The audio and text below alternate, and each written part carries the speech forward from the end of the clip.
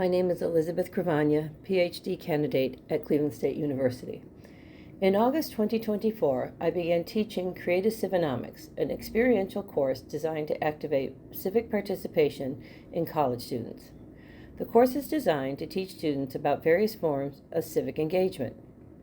From attending community meetings, volunteering, and activation of voters, the class designs an event to creatively engage others each year.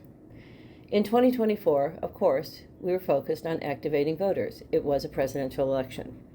This began with what I assumed was a review of the registration and voting process, which made an ass of me. Never assume. The honor students range in age from 18 to 45.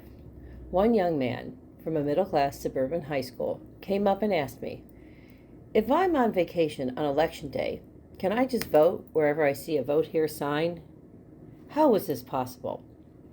What was a basic right, the right to vote, that I learned about in third grade was completely unknown to this earnest 20-year-old.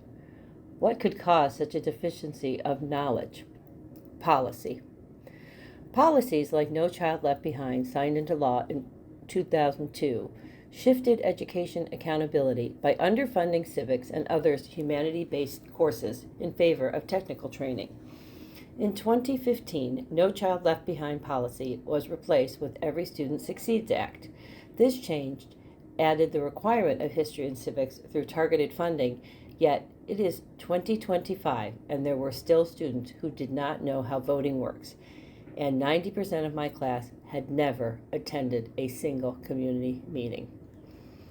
The evidence of a civic debt that threatens the stability of governance is in the media, online, and podcasts, in our discourse and low voter turnout.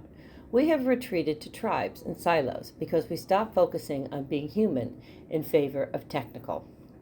To fix this, a model of reflective patriotism, as Alexis de Tocqueville said in the 1830s, encourage an honest examination of national history alongside a commitment to shared values.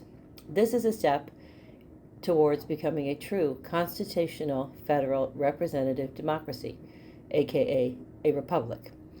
Using the framework of reflective patriotism, we can implement policy that supports practical local engagement beginning in grades 3 through 10. We can organically remove historic bias by reclaiming what is at risk of being left behind.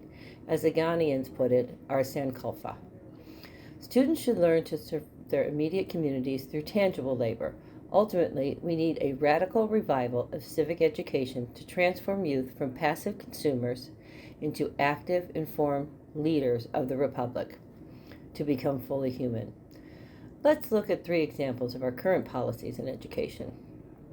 STEM funding compared to civic education funding.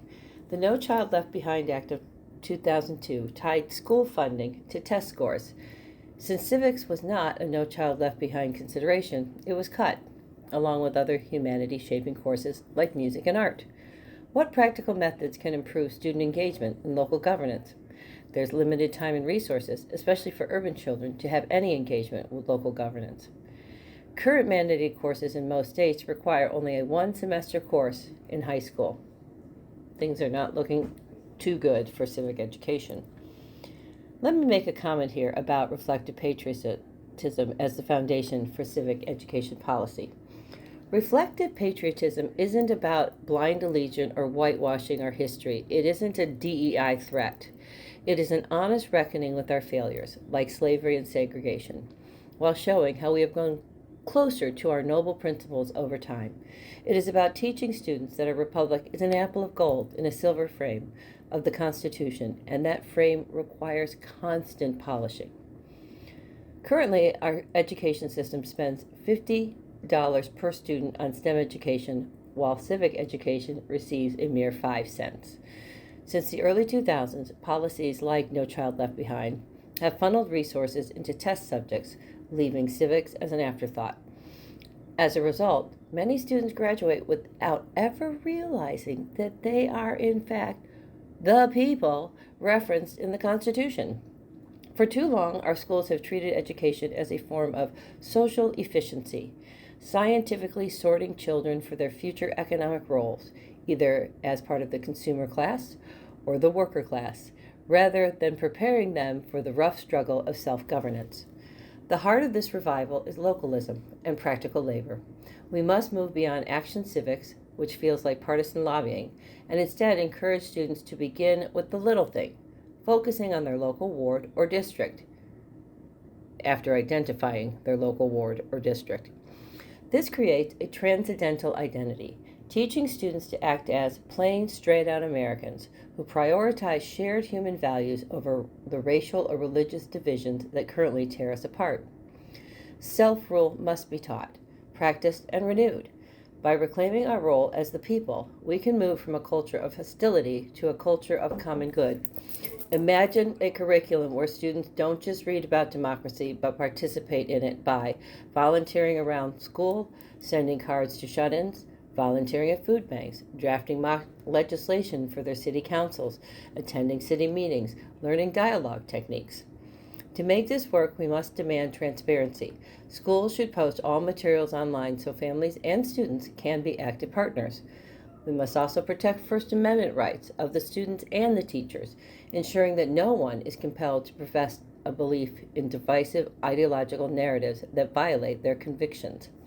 In other words, everyone has a voice, and there is a separation of church and state. As we approach our nation's 250th birthday, we find ourselves in an era of danger, where our moral foundations feel in peril. We must stop preparing our children to be just workers and start preparing them to be neighbors and leaders in our democracy. We desperately need it. Self-rule must be taught, practiced, and renewed. By reclaiming our role as the people, we can move forward from a culture of hostility to a culture of common good by changing our policy.